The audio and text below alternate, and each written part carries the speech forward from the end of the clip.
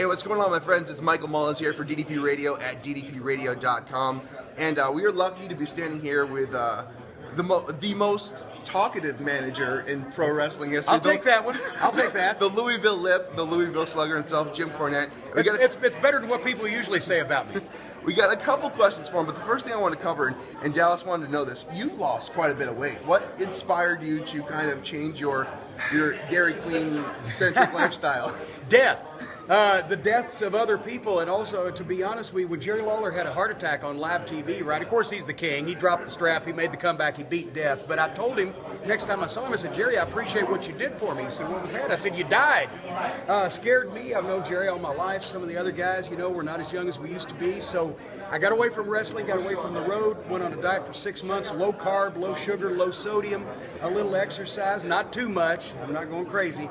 And I went from 255 to 195. Now I've cheated a little bit. I was back up about 212, 215, but I'm going home again, and I'm going to redouble my efforts. Low carb, low sugar, low sodium. I'll be back under 200 in 4 weeks. All right.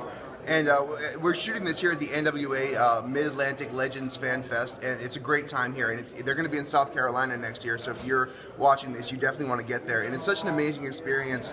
And as we were going to the Hall of Heroes last night, a couple nights ago, we got some unfortunate news that my personal all-time favorite, no shoot, but Rowdy Roddy Piper passed away, and what he meant to the wrestling industry. And I said to my girlfriend last night when I heard the news how broken I was, but I said there's nowhere I'd rather be today than here. To hear that news. It's been a really emotional fan fest this year. We lost the American Dream Dusty Rhodes a couple of months ago. Other guys like Buddy Landell and Tommy Rogers, but then the news about Roddy hit right as we were going into the Hall of Heroes banquet. And I think it made it even more important. It made it even more special that we're honoring some of these people. Some of them are already gone, but some of them are still here to hear all these good things that everybody says about them. So the Hall of Heroes kind of, took on a more emotional flair. But the NWA Legends Fan Fest is always special, but this year was a little bit more special. And Roddy, he was a little different than everyone else.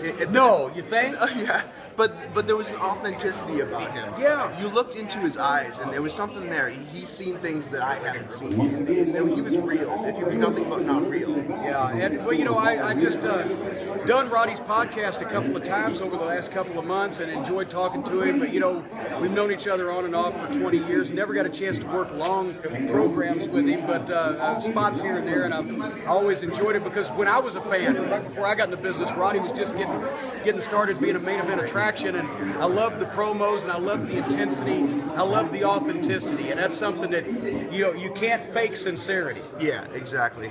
And real quick, first of all, we want to say we're doing a very special DDP Radio Roddy Piper tribute this coming Wednesday night, 9 p.m. Eastern, and available on iTunes after that. And Dallas is coming on to talk about Roddy, and we got a bunch of guests we got planned. Ray Lloyd is coming on, who loved Roddy, and so many other guys. Stevie Richards, who worked a program with him in the WWF, has the Right to Censor thing, and Zach Gowen, whose first debut on WWE TV was on the Piper's Pit. Yeah. So we got an awesome show coming up for you this week, and I want to put over this real quick because I have spent more money on that website. JimCornette.com has so much, he caters to the wrestling fan that the mainstream audience won't cater to, and it's a market unto its own, and so many people are craving this merchandise. Tell us. Well, I'm a wrestling fan, and I always have been. That's how I got started this whole thing to begin with. And now the classic wrestling merchandise and memorabilia is very underappreciated and overlooked, except for the people who want that stuff. And that's why I try to cater to the old-time wrestling fan. If you like sports entertainment, go to Walmart, folks. But if you love professional wrestling, check out JimCornette.com. You don't have to buy stuff. There's things you can read and things you can learn and things you can look at for free, too. But I cater to pro wrestling fans like myself because that's always what I will be. And as we know, there's a difference between pro wrestling and sports entertainment. Yeah, absolutely. And thank you, Jim, so much. Hey, thank you, Michael. And by the way, DDP, I'm just going to say this.